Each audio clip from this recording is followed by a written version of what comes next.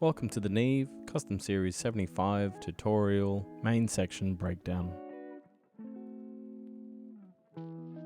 First of all, we have our monitor source where we can select where we're hearing sound from, followed by our speaker selection and master volume, which is where we're sending sound to, and then our headphones and communications area, which is where we communicate with our artists and musicians. Moving up the main section, we have our meter and mode selection, which affects our meter bridge and the overall behavior of the console.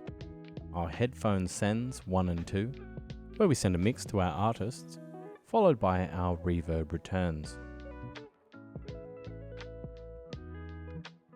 This has been a breaking down the basics Neve Custom Series 75 tutorial. Thanks for watching.